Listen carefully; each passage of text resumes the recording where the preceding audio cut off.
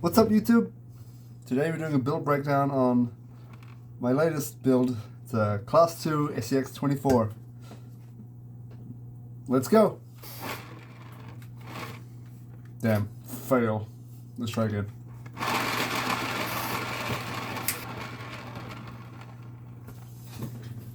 Yep, that's right. This truck has two bodies. This one is a hard body that my wife hand painted after I sprayed it purple, and then we got stickers on it. It turned out so good. I love it. Yesterday my son was looking at it and he realized that I wound the windows down, and he was pumped about that. That was pretty cool. Alright, let's dive into the build breakdown.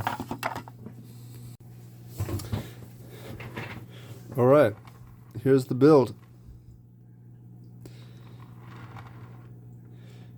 Let's start from the ground up. We got J-Concept rock bumps for the tires. I think these are my first J-Concept tires, and they're really nice. They are quite a bit more expensive than, say, Enduro tires, but personally, I think I can justify buying expensive tires because they make possibly the biggest difference as far as performance go, and as opposed to like spending like a lot of money on links, I think I can totally justify it. And then we have Punch Monkey 1.3 wheels with the tungsten weight hangers in there. And this is my first ever mullet build. So we have the mullet portal in the rear, straight axle in the front. If we focus, maybe. There we go. That I've ground down quite significantly. I've done the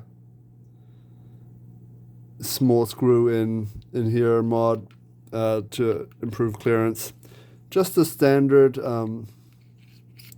steering link for the Mias on there with a PTK servo.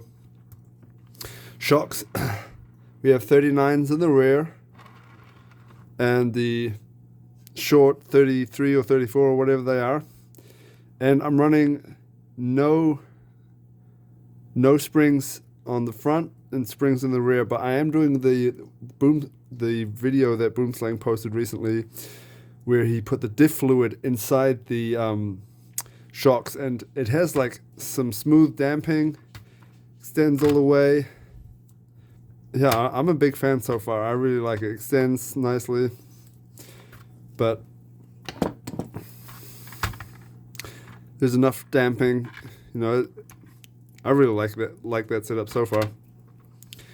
It'll collapse when I'm coming up over rocks. Okay, yep, servo shocks. I've got DIY links that I made here. Different to the ones on Bugs Bunny, these have got threaded rod in them with a sleeve and then the same link ends. But the wheelbase is, I think, around 160. And in the rear uppers, I'm actually running Scx24 the stock steering links as the upper rear link. That's a good use for those. All right, let's see what else we got. We've done links. All right, chassis is my Hitchhiker, which I love. It works really well. It's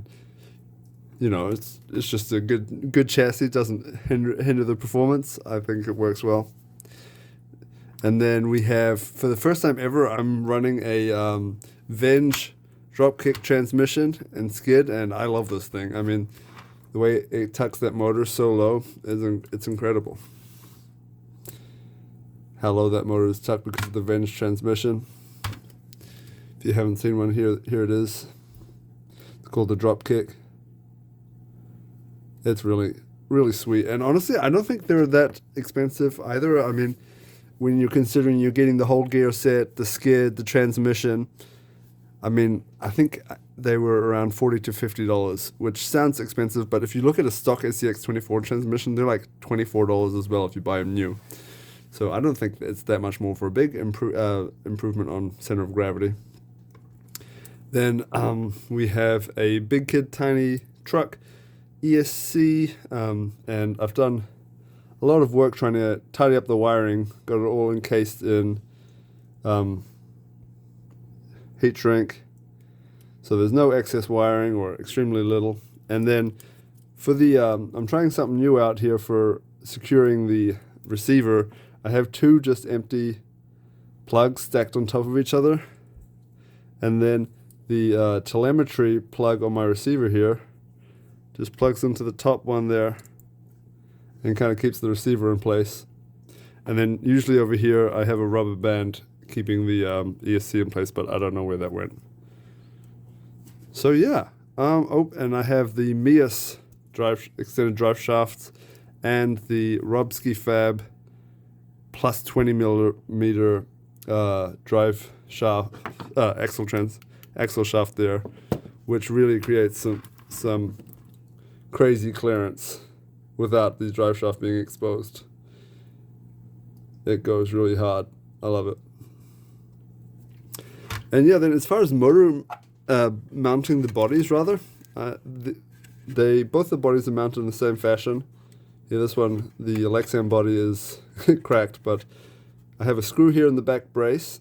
The body that slides over, and then through the front here, and then I put a nut on the back, and then the front here. This one goes through the front, and the thumbs on the hitchhiker chassis poke through the top of the lexan body, and then I can either use a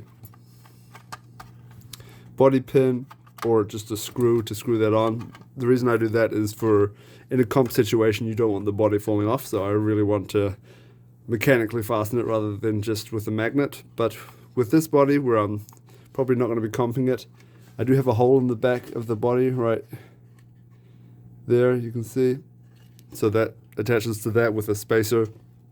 But then the front I'll install a little magnet mount here, and that attaches here. So that's how the bodies attach. And yeah, just like last time with Bugs Bunny, now I'm gonna run a bunch of clips of this thing on the rocks doing some lines. If you guys have any questions, please hit me up. I'd love to chat to you guys about Scx24 and this build, or any questions you guys have. Oh, I didn't mention it's just obviously a micro Komodo. But yeah, let's have a chat. Talk to me. Peace.